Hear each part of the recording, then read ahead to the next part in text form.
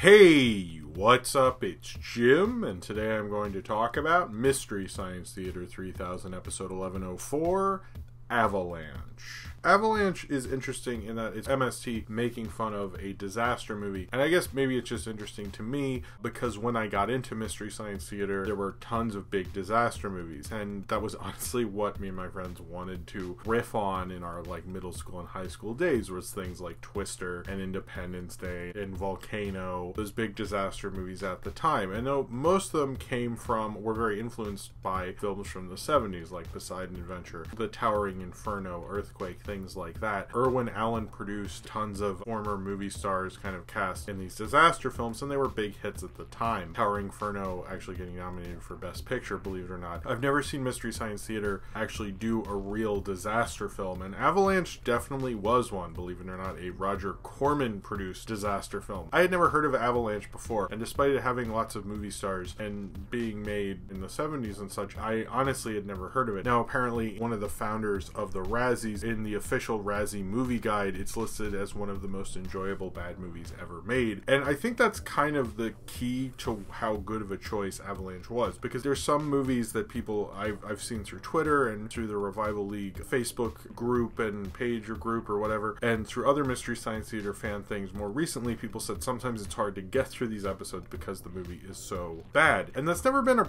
problem with me because the riffing usually keeps it fun and I have a good enough time and I'm fine. But I will say I sort of understood that while watching Avalanche, but in kind of the reverse. I'm not going to say Avalanche was so hard to get through, it was so horrible as a movie. That's not the problem. It was like a very enjoyable B movie, and it made maybe not necessarily the funniest episode move and flow better than it probably, I think if it had been the movie itself they're riffing on a little worse, wouldn't have been as much fun as it was. I still think this is a very good episode, but I think the choice of movie helped with that. Maybe that's not something, people talk about with this show as much, but sometimes the choice of movie, the movie's like an enjoyable B movie, like I think of Attack of the Eye Creatures is one where I watch that movie and I kind of enjoy how bad it is. And I think Avalanche is the same way, where it's certainly not a good movie, but I kind of enjoy watching it and in its badness, and it makes the riff and watching them riff on things even more fun. It's interesting because every time there was a disaster movie or a big blockbuster, and all these people came from Roger Corman had lots of directors who would go on to become huge directors later on, work for him, including people like Ron Howard, Jonathan Demme, James Cameron, Martin Scorsese, Francis Ford Coppola. Oftentimes people would say when you'd have these, especially disaster movies and blockbusters, that there wasn't much separating them from a Roger Corman produced or directed film. It was just that they had bigger budgets. I'm sure it's crossed someone's mind, hey, what if we gave Roger Corman a bigger budget? And Avalanche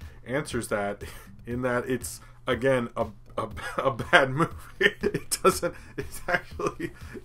It's no better. I will say it's probably about quality wise as good as something like Twister or Volcano or something like that. It's funny because everyone acted like it would be so much better, and it's like, oh, I guess it's sort of on par and you sort of make your point, but it is a little worse also. It's kind of an enjoyable disaster to watch this film, and I think they did Jonah and the Bots did a good job. Almost all the host segments I really liked, actually. In particular, that Neil Patrick Harris guest stars, and you get kind of a sort of reunion of the Dr. Horrible sing-along blog thing with him and Felicia Day. But also, Neil Patrick Harris has been well known to be a Mystery Science Theater fan for a very long time. Since like the Doogie Howser days, he appeared in a documentary, which I haven't looked up if I could find on YouTube, and honestly should, that Comedy Central made about Mystery Science Theater. So he has been a very public Mystery Science Theater 3000 fan for like a very long time, over like 25 years or something like that. So it was cool that now, obviously his career has changed quite a bit since he was in that documentary, and he's a much bigger celebrity at this point, that he would still be willing to come back. I'm curious if he supported the Kickstarter or anything, because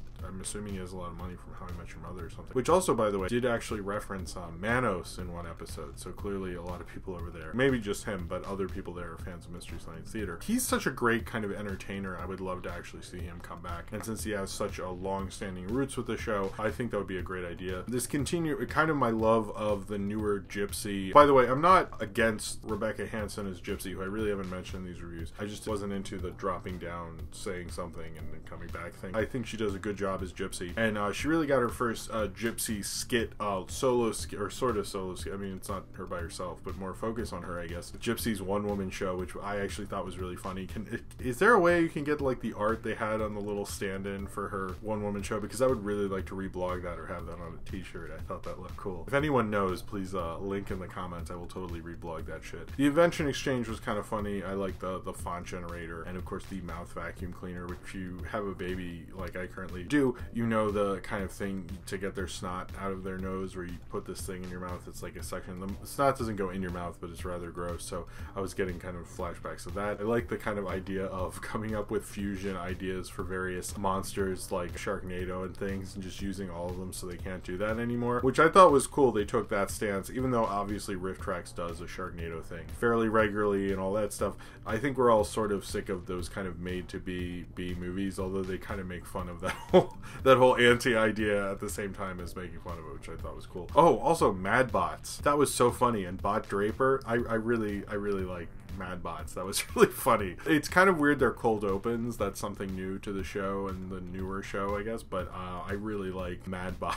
I would watch like a whole extended parody of the bots in Mad Men. I think that would be cool. Probably one of the more interesting things for Mystery Science Theater 3000 to do is actually do movies with movie stars in them and choose whether or not to comment on their personal lives and things like that. And obviously with Rock Hudson in Avalanche, that's kind of a bigger concern, and they don't really bring up how he was gay and everything like that, and closeted at the time. I don't think anyone knew he was gay until he died of AIDS. And they don't really bring it up. They do bring up how ridiculous his performance is, as he was like super aggressively macho testosterone in this film, and they make fun of that, and I think that was a good choice. Jonah talks about that a bit in the Revival League podcast, where he goes over every episode, which I really recommend that individual episode, although the podcast is good overall. I've listened to more since the last review, because he brings up it's a more of a family show. It doesn't work mean-spirited wise, and it would come off as homophobic, and I think they handle it well in the right way for the movie, although they do bring up stuff about Mia Farrow with Woody Allen, Andrew Previn, and Sinatra. And this was kind of a weird period for Mia Farrow. It's like pre-Woody Allen, post Rosemary's Baby, which her filmography is odd, because you'll notice these huge gaps between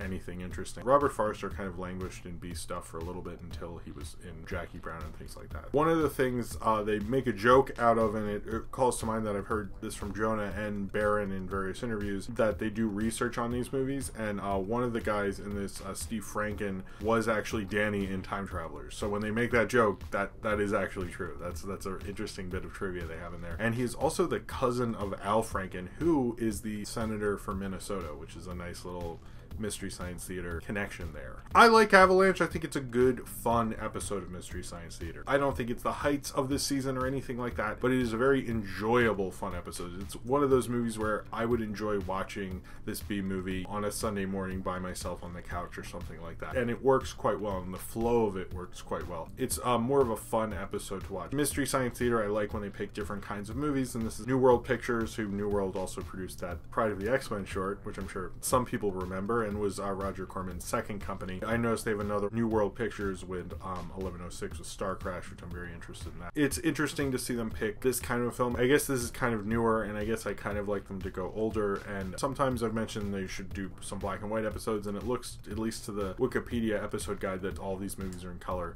And I guess maybe I would like more variety and things like that, but I actually like that they did a disaster film. It was something I think we've all wanted to riff on, and probably have riffed in front of our friends with, and it's cool to see the masters of Mystery Science Theater sit down with a disaster movie and riff on that. It makes for a really enjoyable episode. Not every film can be an obscure B movie. I think what works so well about Avalanche is how enjoyable and fun of a B movie it is. It's like watching a TV movie, killing time at some point because you kind of got warped into it somehow. And Avalanche is one of those type of movies, but it makes the show even more enjoyable. It was funny. I laughed a lot throughout this episode, like I usually do, and I think flow-wise is just a very good, enjoyable episode. It's probably more enjoyable and fun to get through than it is actually funny, but I still had a great time again with this new season. I can get on them about, you know, they're using kind of the similar odd connections to various movies in this and how they're semi-related, and they're doing a lot of stuff with Corman-related stuff so far. But as of right now, I sort of don't care because I had a good enough time. It doesn't bother me